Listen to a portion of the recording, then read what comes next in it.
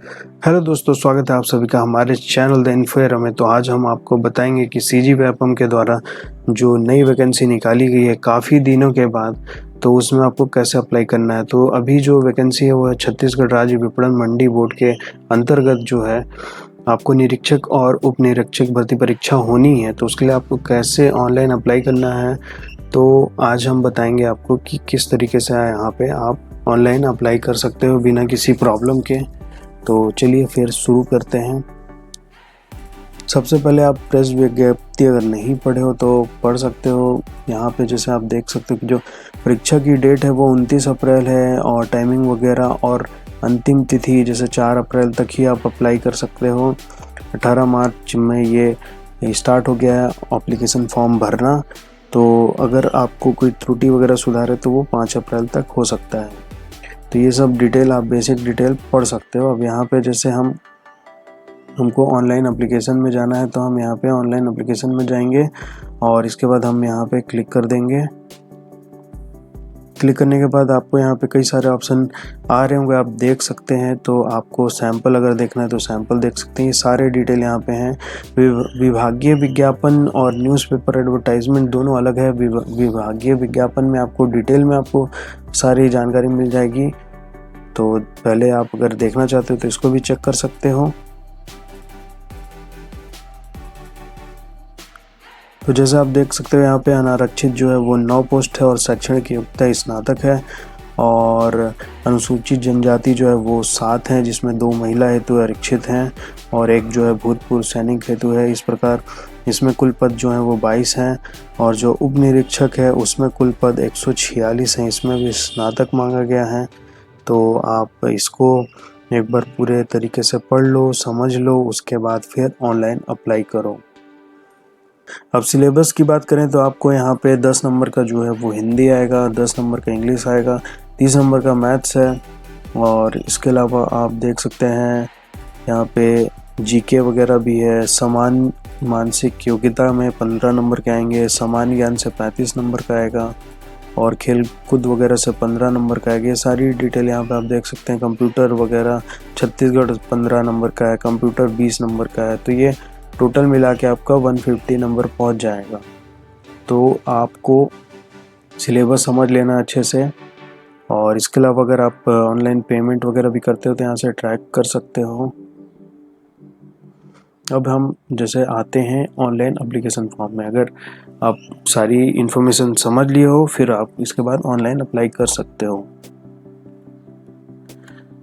तो यहाँ पे आप देख सकते हैं कि आप जो इन्फॉर्मेशन यहाँ पे आपको मालूम है उसको आपको यस और नो करना है। जैसे कि आप अर्हता रखते हैं, बिल्कुल रखते हैं अगर आप तो यस करिए, मूल निवासी हैं तो यस करिए, कौन सा कैटेगरी है आपको उसमें आपको क्लिक करना है और कौन सा पद है उस पर सेलेक्ट करना है। तो अगर आप जैसे कोई और कास्ट ये से सेलेक्ट करोगे तो मंडी निरीक्षक पद आएगा।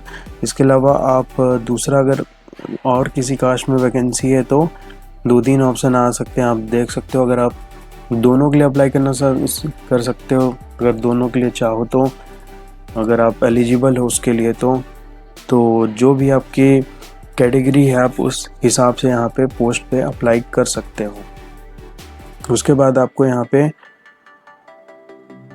अपने फ़ोटो, सिग्नेचर वगैरह और बेसिक इन्फॉर्मेशन, ये सारी इन्फॉर्मेशन यहाँ पे अपलोड करनी है। तो आपको आगे धीरे धीरे हम बताते हैं।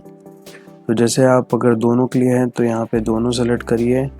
उसके बाद आपको जो फ़ोटो है वो 40 से 60 KB का होना चाहिए, तो आप इसको कंप्रेस कर लेना।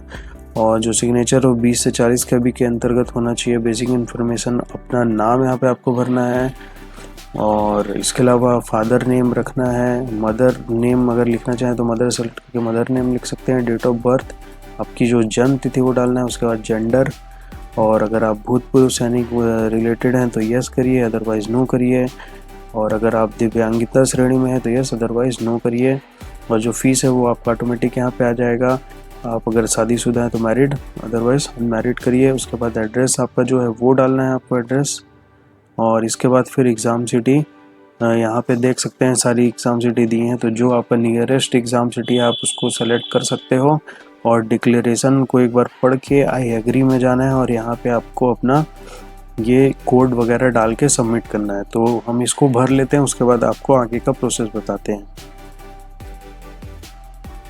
जैसे पे में जाओगे तो आपको एक रजिस्ट्रेशन नंबर मिलेगा, वो रजिस्ट्रेशन नंबर आप नोट करके लिख सकते हो, क्योंकि अगर पेमेंट फेल हुआ तो आप उसके रिगार्डिंग कॉल कर सकते हो। जैसे यहाँ पे भी दिया हुआ है, please not your registration ID, और ये for detail payment information and clarification आप इस नंबर पे कॉल कर सकते हो। तो आपको अपना रजिस्ट्रेशन नंबर नोट डाउन कर लेना है।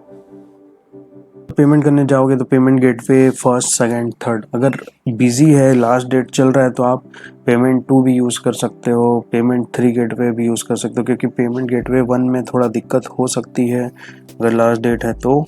और अगर आप अभी कर रहे हो तो कोई दिक्कत नहीं होगी, तो आप प्रोसीड टू पे में कर सकते हो। अब देखिए यहाँ पे 2 ऑप्शन आ रहे हैं। पहला जो है वो कार्ड से है, तो कौन सा कार्ड है, क्रेडिट है कि डेबिट, वो सेलेक्ट करके आपको यहाँ पे सेलेक्ट कर लेना है। और दूसरा है नेट बैंकिंग का, तो नेट बैंकिंग के लिए कौन सा बैंक है ये सब आपको डिटेल देखनी पड़ेगी। तो आप जिस भी पेमेंट मेथड की यूज़ कर रहे हो यहाँ पे सेलेक्ट करके पे कर सकते हो।